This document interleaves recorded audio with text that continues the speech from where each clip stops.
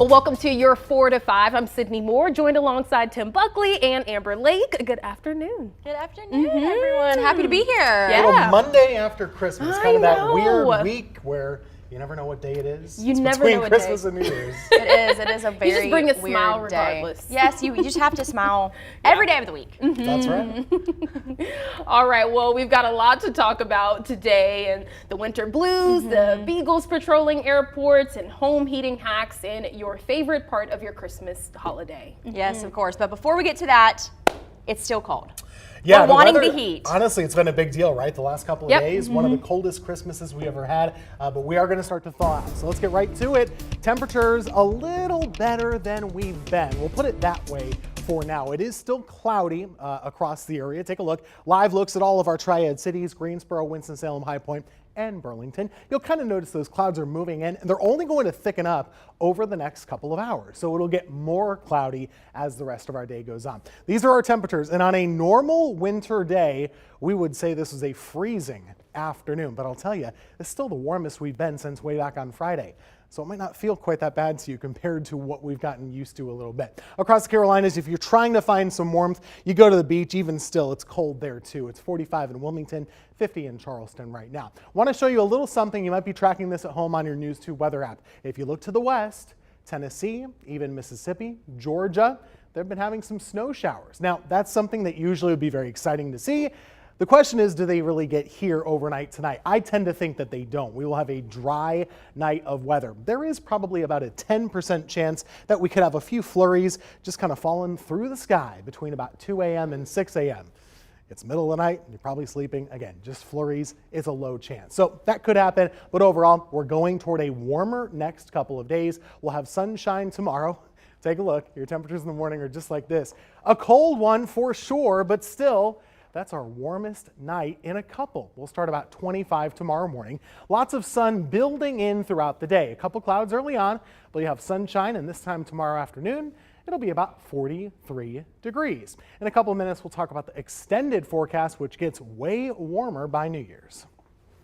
Tim, thank you. So those high winds and below freezing temperatures put thousands of people in the dark for Christmas. And on top of that, Duke Energy conducted rolling blackouts, which means it intentionally cut off power in some areas due to high energy demand. WFMY News 2's Hannah Jeffries caught up with Duke Energy to find out if rolling blackouts will become the new normal when we experience extreme weather. I talked to a spokesperson for Duke Energy who says the extreme weather conditions we saw this weekend prompted rolling blackouts, which is a last resort. Extreme weather moved in ahead of Christmas weekend, bringing wind and freezing temperatures and putting thousands of people in the dark. In addition to the weather-related outages, Duke Energy spokesperson Jeff Brooks says in some places the company intentionally turned off power to protect the grid. Those rolling outages ended this morning. Brooks says energy used to overcome extremely cold temperatures taxed the power grid, and since the storm covered multiple states, they weren't able to bring more power in from outside the region. So it was somewhat of a perfect storm that created some challenges on the grid, and we needed to take temporary outages for some customers in order to protect the grid and all of our customers from a larger and potentially more extended outage. While he doesn't expect routine rolling blackouts moving forward, Brooks says Duke Energy is working to improve their system for future weather events. Hannah, thank you. Here's a live look at the current outages in the Triad. Hundreds are still without power in our area. Nearly 300 Duke Energy customers don't have power in Winston-Salem. Police say there was a crash that downed a power line near Silas Creek Parkway. Duke Energy hopes to have it fixed by tonight.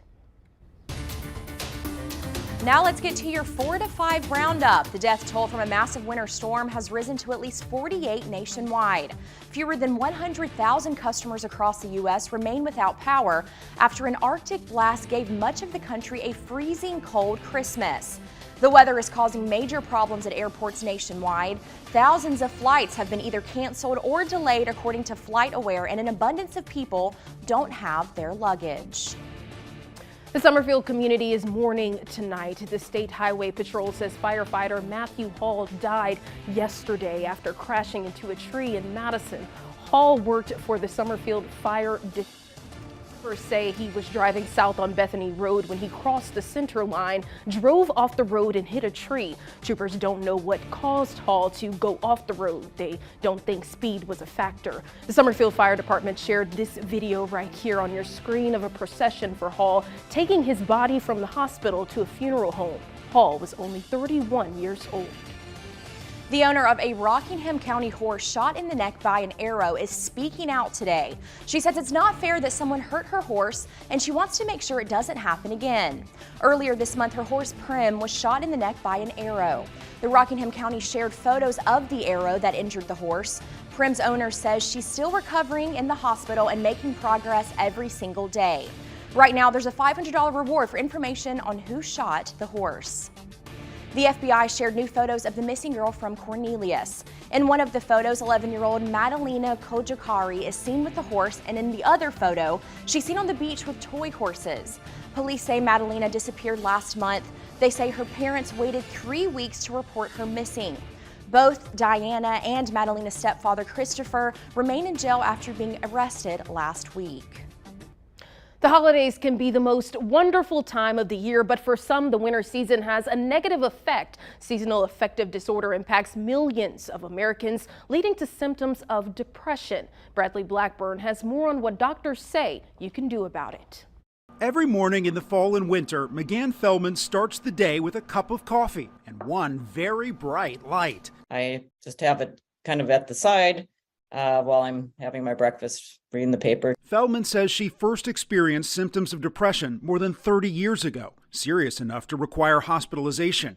Her doctors later realized some of her symptoms were connected to the changing seasons. It was a surprise. I'd never heard of seasonal affective disorder. Our bodies, really depend upon light from the sun or sunlight to regulate our circadian rhythms. Dr. Dorothy Sitt is a psychiatrist with Northwestern University. She studies how light therapy can help treat seasonal affective disorder and other forms of depression. More recent studies have shown that it can be very helpful for treating non-seasonal major depression. It can be used on its own or in combination with some antidepressant medicine. According to a recent American Psychiatric Association poll, nearly 40% of Americans say their mood declines in winter, and a quarter report feeling depressed. Patients with seasonal affective disorder can feel fatigued or less motivated, and they may not be able to enjoy their normal activities. That treatment makes a big difference for you. It's fair to say it's almost life or death to me because I know where I have been without it in the winter. In addition to light therapy, Feldman takes antidepressants with higher doses from October through May. There are tools out there that can help people be happy, lead a normal life, and not feel alone. She wants others to know the winter blues are real, but help is out there. Well, doctors say light therapy can help people feel improvements within 2 to 3 days of regular use, and a full response is seen within 3 weeks. Yeah. It's pretty interesting. I don't think I've heard of that light therapy before. I've heard about people being said in the wintertime it's darker more, but I hadn't heard about a solution. Basically. Right, it's very interesting. I feel like people, already during the holidays, it's a joyful time, but can also be really overwhelming and really stressful. So, I feel like something like that would really do good. You could try it out. Yeah, I think definitely for me, I have different seasons that I like more than others, and I feel a little bit more happy. Like I like fall and I like spring a little bit, but I definitely know people who have a hard time during, the winter time. Some people don't like the snow. Some people do like the snow. So it really just depends. Yeah, and the days are just darker. We just had our shortest day of the year last week, so they are getting incrementally bigger each and every day. We gained about a minute of daylight today, but especially after Christmas, people might be depressed in January and February because you don't have the holiday to look forward to. Right, could be something to look into. Well, the time now is 4:09. We'll be right back.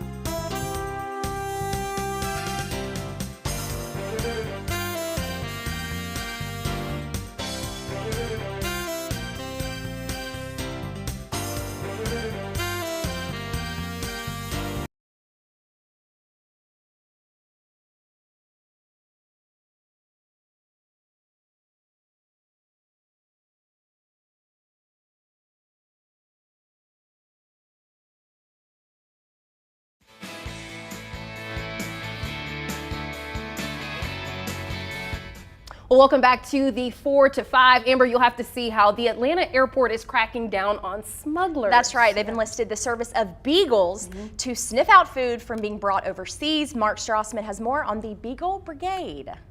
International food smugglers had no chance. Hello, ma'am. Not in Atlanta, not with the Beagle Brigade, especially Officer Mookie. What kind of food do we have in here? Mookie has a superpower. What you got, Mooks? His nose. You know how we walk into a house and we smell spaghetti cooking? A Beagle can smell every single ingredient in that spaghetti. What's that? It's amazing. Good boy.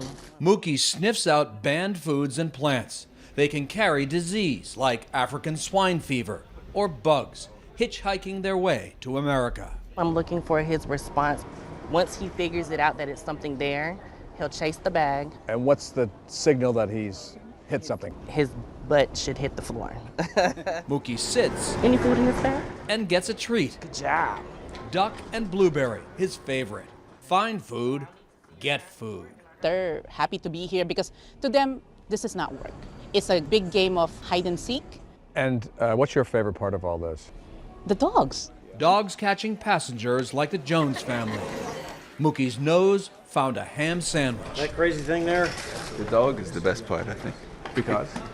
Well, he's cute and cuddly. Don't be fooled. This Beagle is all business. They're like, oh, he's cute. And then once he sits beside their bags, they're like, uh-oh, what do I have in my bag? And then Busted. Right, so we have lots of sausage, salami, you have your beef. On this table, one flight from Nigeria, an international buffet of seizures. So Mookie found all this. Yes, he did. Good day's work. Very good day's work. Good job. Mookie, the nemesis of food smugglers from all over. Good boy. Wow, look at all that food. Too cute. My It's just too goodness. cute. Yeah. I haven't been to the Atlanta airport in a while, but I'm just like, when I see him, I'm like, can I get your autograph? Because look at all that food. I mean, come on now. Are you gonna put like That a ham is a sandwich in your bag just like Just so you can on come up. purpose? Yes, just so he can come up too, and then you give him a treat. So, you know, this actually was for you. Yeah, that's really, really cool though, just to see. I didn't even know that Beagles could do that. That was my first time learning that, so it's pretty cool. Yeah, that's very interesting. My dog would never. A lot of times you see like the drug-smelling dogs, right? Right. For the cops use, and that is, you know, kind of intimidating. It is. There's nothing intimidating about a beagle. No, It's he's just nice. adorable. I just want to pet him. I just I want to know. pet him. Oh, and look, he's hard at work. Yeah. I love a dog Yeah. that's hard Yeah. at work. And an airport's a stressful place. People get kind of stressed out, That's and right. frazzled. That'll might brighten your mood a little. It definitely would. Especially brighten during the mine. holidays. Yeah. Just don't get busted. Seriously, with your ham sandwich. Yes. We'll be right back.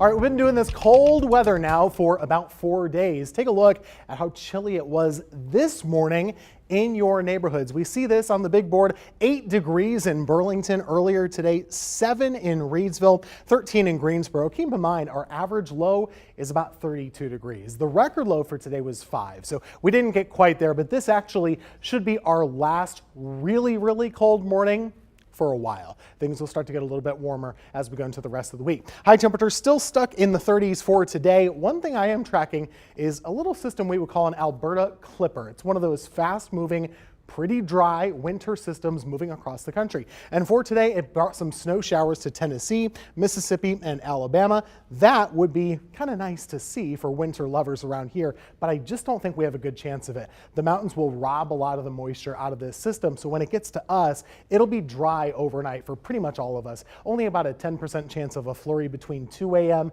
and 6 a.m. Otherwise, we're just headed toward warmer weather the rest easy for me to say, of the week. High pressure for tomorrow, lots of sun with a high right around 40 degrees, and then getting through Wednesday and Thursday. Take a look at this. I expect us to be in the mid and upper 50s, and in fact, by the end of the week, we should be rocketing up into the 60s. If you have New Year's Eve plans, that outfit you're picking out should be a warm weather outfit. Take a look. 60 for Saturday, mid 60s for Sunday. There will be a good chance of showers both of those weekend days.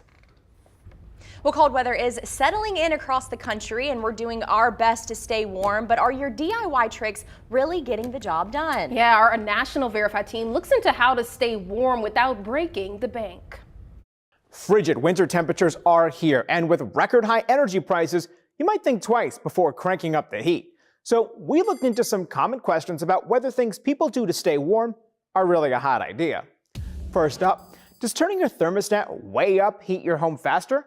Our sources are the U.S. Department of Energy, the Environmental Protection Agency, Black Hills Energy, and HVAC maker Glen Dimplex. Furnaces have just 2 settings, on and off. They rely on a thermostat to know how long to stay on. Cranking the temperature up from 60 to 70 will only make your furnace run longer, but it won't heat your home any faster because it only has 1 setting, on, whether it's trying to increase the temperature 1 degree or 10 degrees. So no. Turning the thermostat way up won't heat your home any faster. Next up, can window treatments help save you money? The Energy Department estimates in an average home, 1/3 of heat is lost through the windows. You can prevent some of that from happening by keeping the drapes or shades closed at night because they act as an extra layer of insulation between your home and the windows. This helps keep up to 10% more heat inside your home, which can lower your energy bill. So, yes, window treatments can help save you money. Finally, ceiling fans are a great way to stay cool, but can they also help keep your home warm? In the summer, you should set your fans to rotate counterclockwise to blow air down. This helps sweat evaporate and makes you feel cooler. In the winter, the Energy Department recommends reversing your fan so it spins clockwise and then using the lowest setting. This pulls up the cool air and displaces warm air that's near the ceiling. So, yes, ceiling fans can help keep your home warm. Yeah, very interesting there with the fan keeping your house warm. You guys know about that? I did. My dad told me. We have like this big bonus room in our house and it's super high ceilings. Yeah. So he would turn it the other way, and years ago I was like, what is the deal? I mean, I can't feel that. And he's like, no, the hot air is coming down. I'm like, oh. Yeah. I knew this is the thing. I always have a hard time remembering which one is the correct one. Yes, so this is a good good refresher for me. Yeah. And I would say also make sure your fan is nice and clean before you switch it around because the dust can get shifted Oh, could around. you imagine? Oh my goodness. It might have happened. Well, for me, I just would like a nice, big, huge blanket to just snuggle with. You know, that'll be good for me.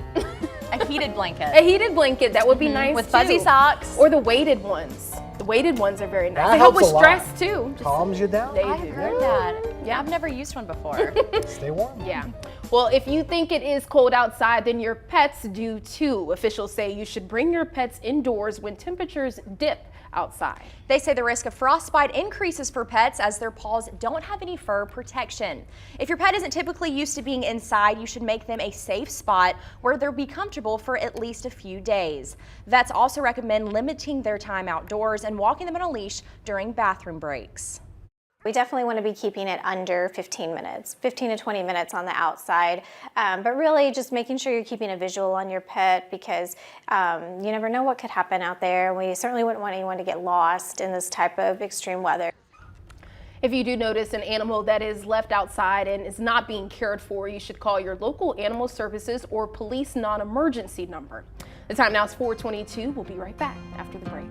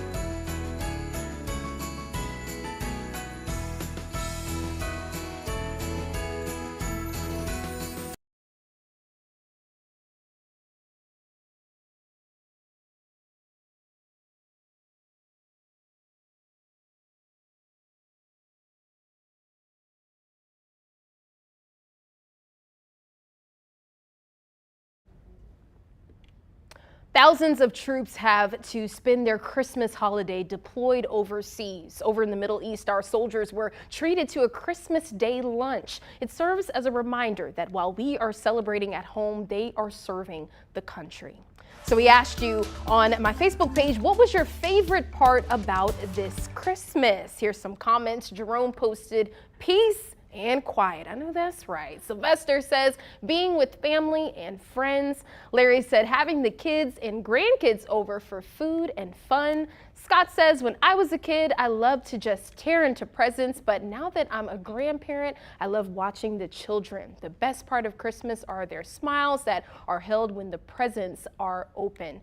That surprise facial expression of pure joy and love of the present when the kids are so excited to open their presents that they tear through them like little tornadoes. This day really made my heart melt. Family, it's all about family. Aw, Yes, that's so it sweet. is. Nice. Yeah, and if you are fortunate to be able to spend time with family, I think was definitely thankful I was able to spend it with my grandparents. Haven't seen them in a while. We were able to play board games. I won in a lot of games. They won't tell you that though. But Are you sure? Really, I don't know if we can take your word for it. I definitely won. What's your favorite part? My favorite part is just being around all my nieces and nephews. I love them all so much, and they all have little different personalities, so I just love interacting with all of them at once because they're all just like so different. It's so different. Nothing better than kids at Christmas. Yes. Because that's what it's all about. They're more excited. They kind of get more presents, right? Certainly than the adults should. So that's a fun part for sure. I was able to get a little time with my family in before Christmas, a couple days before. Okay. And you know, this time of year, when you get older, you don't get together quite as much, and we're spread out across the country. So it's only 2-3 times a year that everybody's together. Right. So that's always kind of nice. Very nice. I love that. Well, certainly hope you were able to spend some time with your family over the holidays. We'll be right back at 4:30.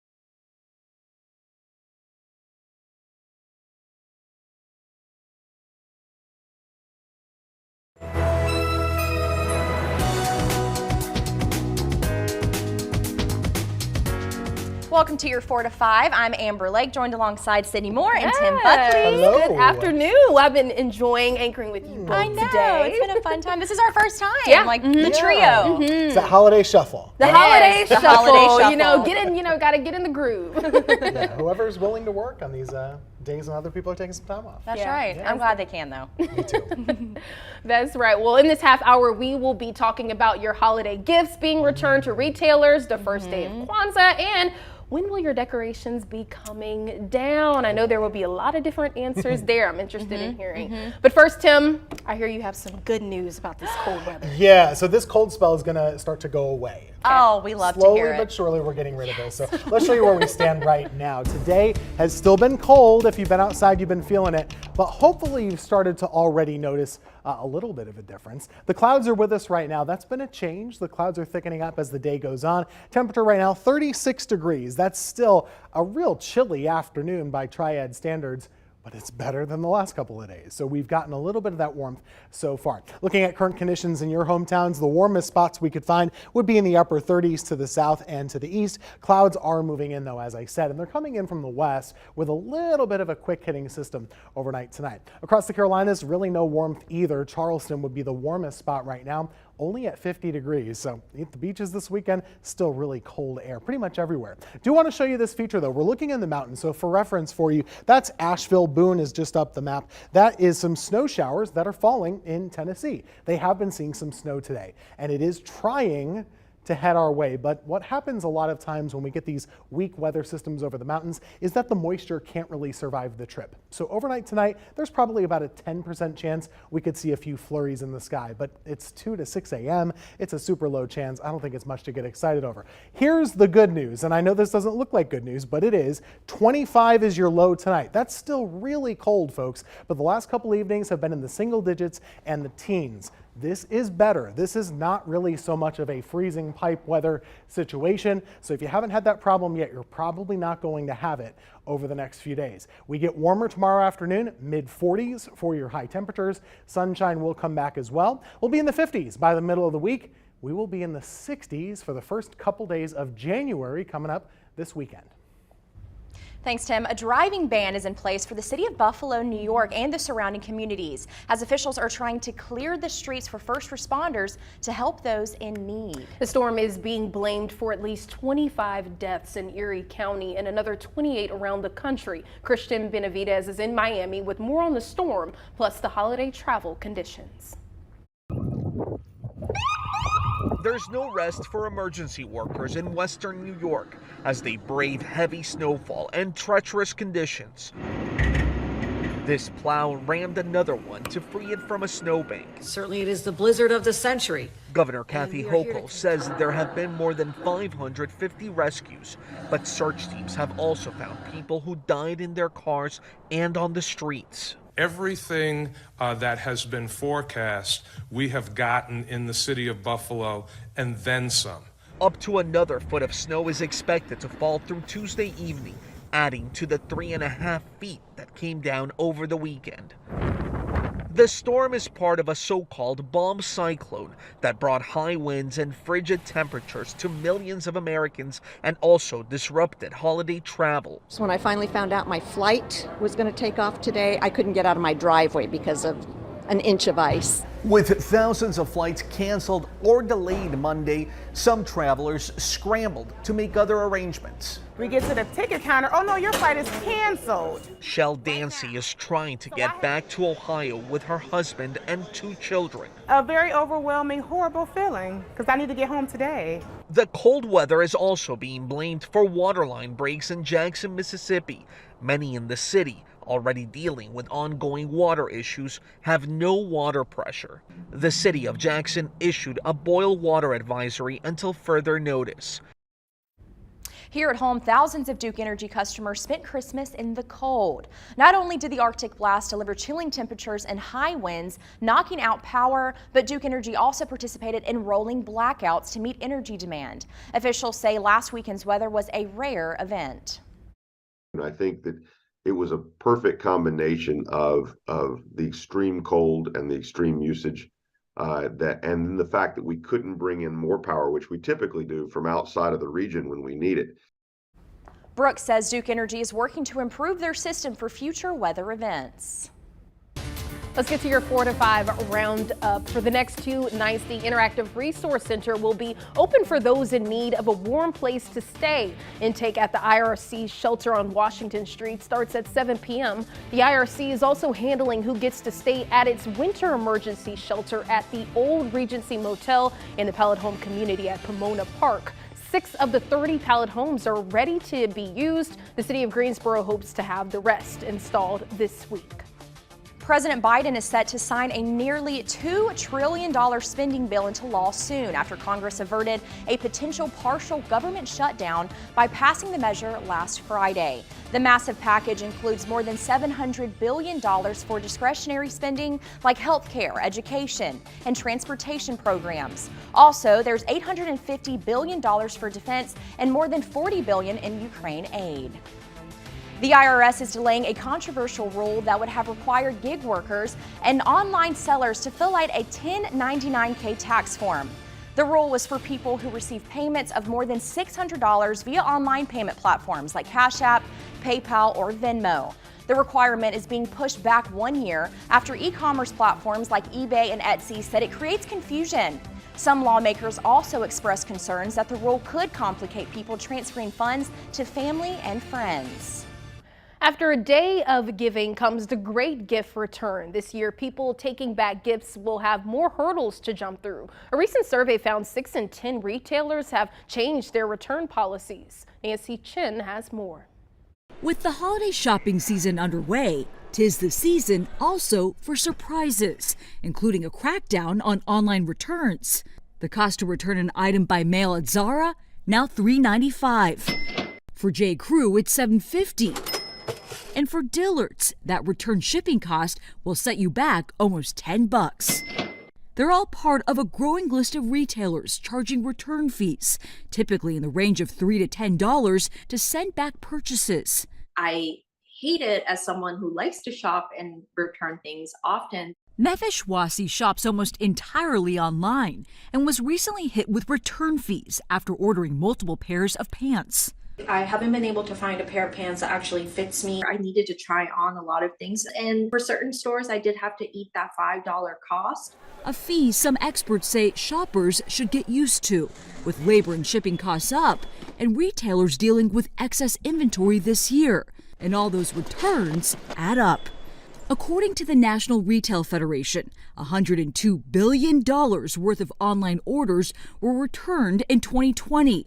That number more than doubled to $218 billion last year. About 40% of our merchants are charging for refunds, and that's up.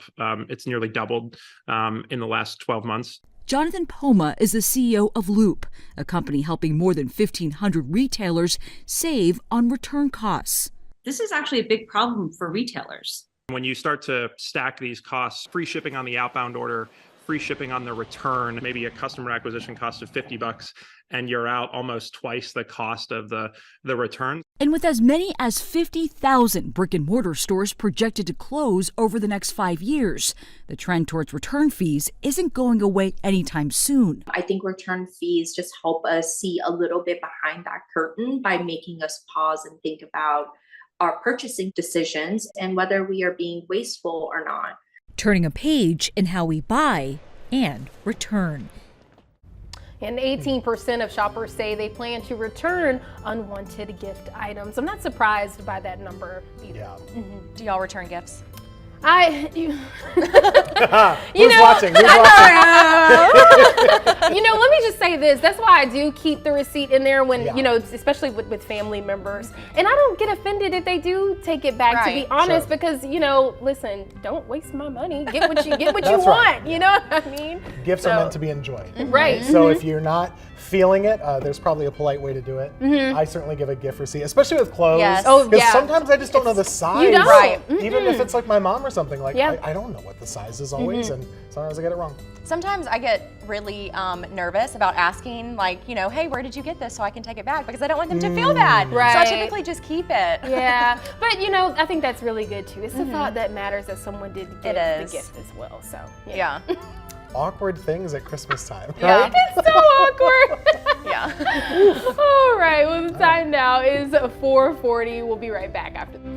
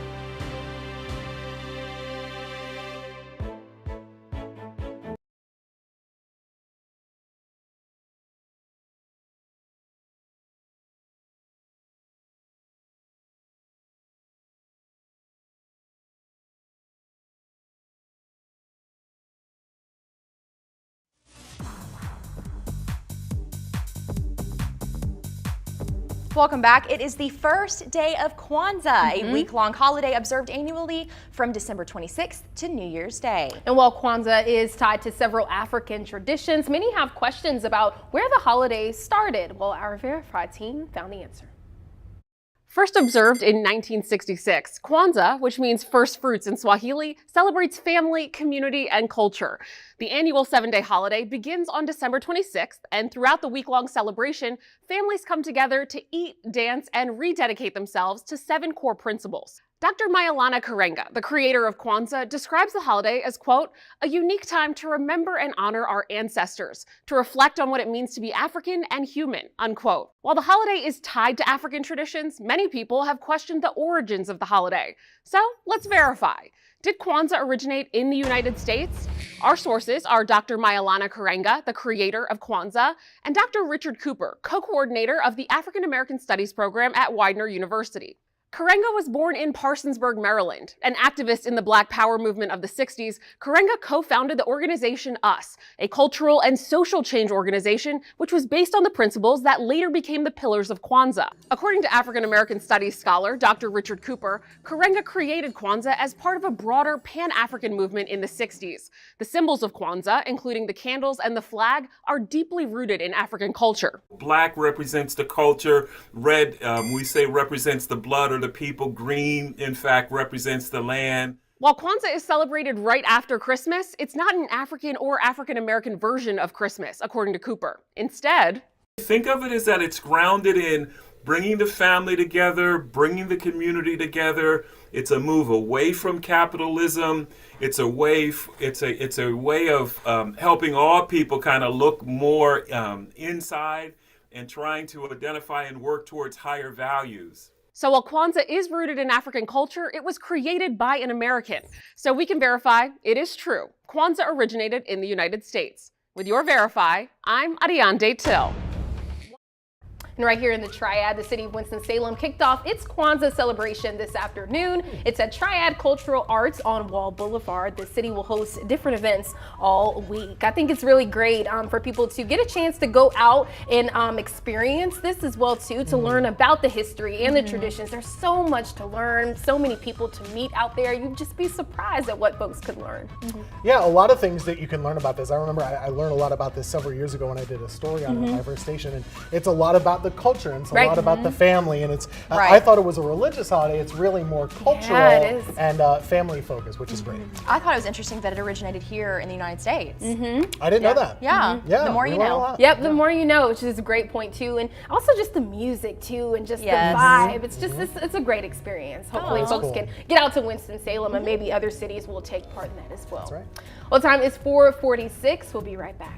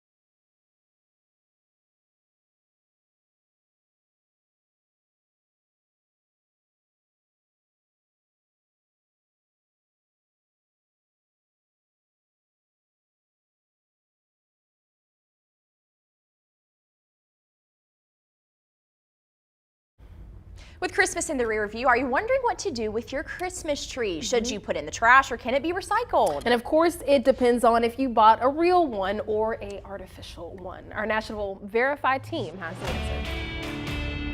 What should you do with your Christmas tree once the decorations come off? Well, according to Google search trends data, many people research their tree disposal options in the days immediately after Christmas. So let's verify. Can you recycle a real Christmas tree?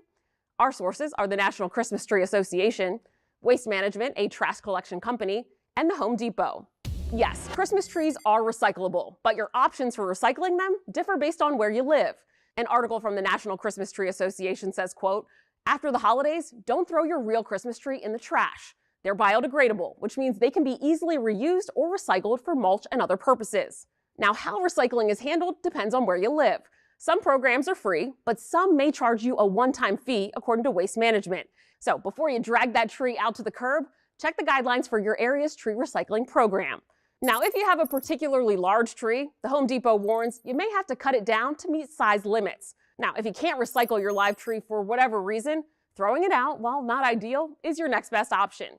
But whatever you do, the Home Depot says, don't use it as wood for your fireplace. That's because Christmas trees produce a lot of creosote, which can build up on chimney walls and possibly ignite and cause a house fire. With your Verify, I'm Adiante Till. If you need to dispose of your tree, make sure you listen up here. In Guilford County, you can drop real Christmas trees off at the Guilford County Farm. The site will be open through January 15th, Monday through Saturday, 7 to 6 p.m. The cities listed on your screen will also offer curbside pickup for disposal. It's important all decorations are removed.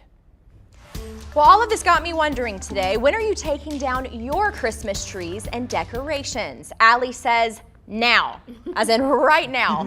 Kayla says, as soon as that hits 60 degrees. That could be sooner rather than later, guys. Deborah says, after New Year's, but I'm not sure exactly when because I like looking at the tree lights, LOL. Same here, Deborah. Jim says between January 1st and January 6th. And then Brenda said, I took mine down today except for my light up snowman on my patio, waiting on some snow. Hint, hint, Tim Buckley. Oh boy. It's always my fault, right? I know. Who else is there to blame? Sorry, no snow.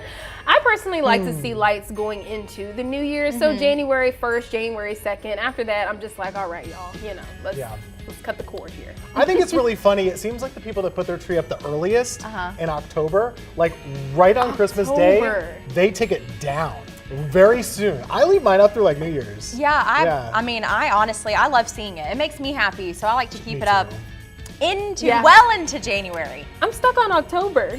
Some people put it up at Halloween. Are you serious? They do. What? Yeah. Skip Thanksgiving. Oh, wow. Yes. They do Halloween, no Thanksgiving, and then on Thanksgiving it's like, okay, we'll eat the food, and then it's Christmas before and after. It's also some work to take this stuff down. I'm not trying to do work this week between Christmas and New Year's. It's too much. You need to chill. That's right. There's no wrong answer. Whatever you want. Whatever makes you happy. That weather. Okay, when do you get 60 degrees? Let's talk about it so our friend on Facebook can take down her tree. We have beautiful weather today, but boy, has it been cold. That is not breaking news. Sunshine, that was with us the morning, the midday, but through the afternoon hours, notice those clouds are thickening up. There's usually a clue behind clouds, and they are moving in ahead of a weather system. You might get excited by this quickly if you look at it as a snow lover. There are some snow showers trying to head our way from Tennessee. However, I just don't think that's going to be much of anything for tonight. They will dry up here in North Carolina because they get a little bit moisture starved over the mountains. High pressure will be in charge for tomorrow. We'll actually see good amounts of sunshine for your Tuesday and Wednesday, and the temperature gets a little bit warmer day by day. This is real deal warmth too in the middle of the country. It'll be headed our way for Thursday, Friday, and Saturday. So I think as we're getting closer to New Year's Eve, that's when we're finally getting back up into that warm weather mode. Well above average. Into the 60s looks pretty likely by the new year. For tonight, it is cold, 25 degrees, but that's warmer than we've been. There is that super low chance of a flurry or two. 43 your high tomorrow. Clouds will be with us in the morning, but they go away for the afternoon with sunshine building back in. And we'll leave you with this, the 7-day forecast. Lots of sun most of this week and hardly a chance for rain, at least in the weekday time frame. Wednesday, Thursday, Friday getting warmer each day. We'll call for 60 on Saturday, 63 for New Year's Day, and 62 heading into Monday of next week.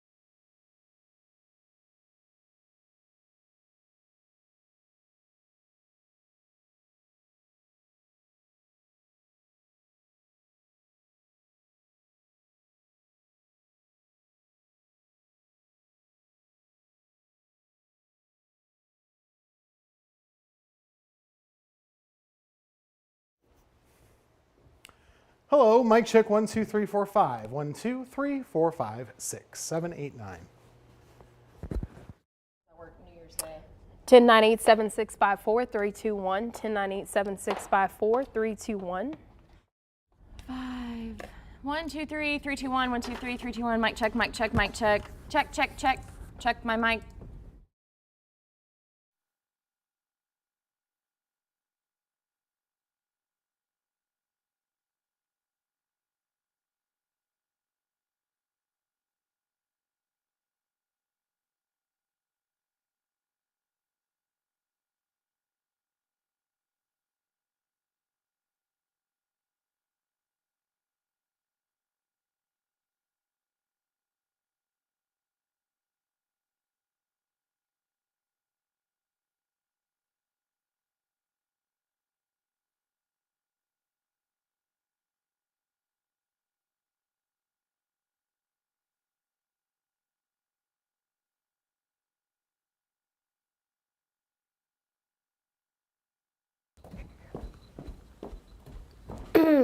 I'm coming. Give me 1 second. I'm coming.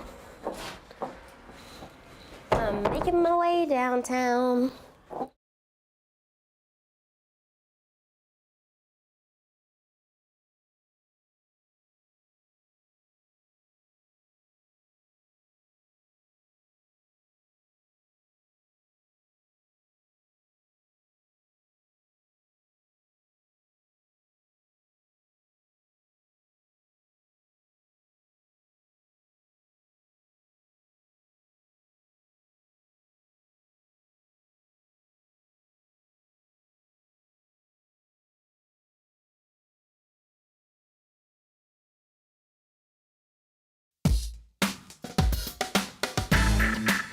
Now it's time for my 2 cents. Christmas has now come and gone. We've done the gift giving, the parties, time with family and friends. Now we have to think about the new year and what we want to accomplish in 2023. This can be an overwhelming time for everyone, but it's important this week to keep ourselves in mind as well. During the holidays, I feel like we do a lot for others. We take time for the people that we care about, obviously. We cook for hours in the kitchen to feed dozens of people. Present-wise, some of you may have started early, others, like myself, waited until the last minute, adding even more stress to our plates. All in all, the holidays are supposed to be a time of joy and love, but they can also be filled with stress, which can take a toll on our mental health. According to a recent National Alliance on Mental Health survey, 60% of Americans say their mental health dips during the holidays. 60%. That's a lot of people who say during what is supposed to be the happiest time of the year, feel stressed out or burned out. It's important to be aware of this and be mindful of your feelings, setting boundaries, and of course, it never hurts to have a little self-care. I personally like to sit in my bed with my dog and just journal. I don't pick up my phone, I don't turn on the TV, I don't talk to anyone. I just take time for myself and I reflect on the emotions and the feelings that I've experienced that day. For some people, like my friend Haley, she goes for a drive. It may be 20 minutes or it may be a 2-hour-long drive. But she does this in order to take time for herself and just breathe and listen to her favorite station. Whether you take a bubble bath, clean, or even go to the bookstore, remember to take time for yourself this holiday season. That's just my 2 cents. WFMY News 2 at 5 starts right now.